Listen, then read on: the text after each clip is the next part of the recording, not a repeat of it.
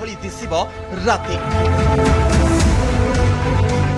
कौन सृष्टि हेब नुआ इतिहास प्रकृत रे कौन यह सत प्रकृत रे कौन हेब सेतेबेले ए प्रकार एक खबर एबे सोशल मीडिया रे भाइराल होउछि कौन ए घटना पछर सत्य खबरटी हेउछि 12 अगस्त रे जेतेबेले संध्या हेब सूर्य बुड़ीब सेतेबेले कुआडे पृथ्वी को अंधार आसीबनी राति हेबनी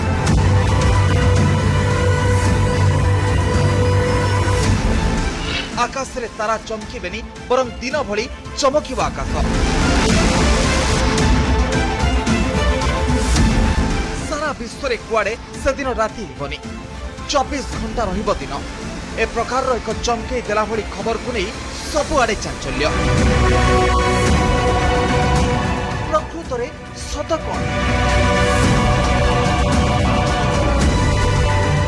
सोशल मीडिया रे जो खबर घुरी बुलुछि सेथिरे कहा जाउछि ए प्रकार तथ्य नासा पक्षरु घोषणा करा जायछि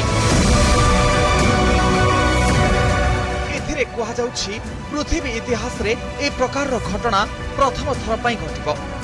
पुणी किए कहूछि 96 वर्ष रे घटिबो एभली विरल महाजागतिक घटना किंतु प्रकृत रे कोन एहा सत्य प्रकृत रे से समय रे हेबो कोन वैज्ञानिकों कहवा कथा ए कथारे किछिटा सत्यता रहिछि किंतु जेभली कहा जाउछि सेभली किछि हेबनी प्रकृत रे सेतेबेले हेबो उल्का वर्षा अवश्य एभली उल्का वर्षा हेबो जहा आगरु होइथिबा वर्षा तुलना रे अधिक तेणु आकाश रे पूर्वापेक्षा अधिक आलोक रहिबो आ आलोक रे देखिबाकू मिलिबो शह शह हजार हजार उल्का पिंड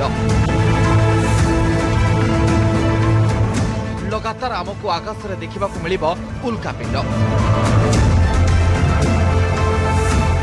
ता छड़ा नासार वेबसाइट रे ए संपर्कित तथ्य को भूल ढंग रे प्रसारण करा जाउछि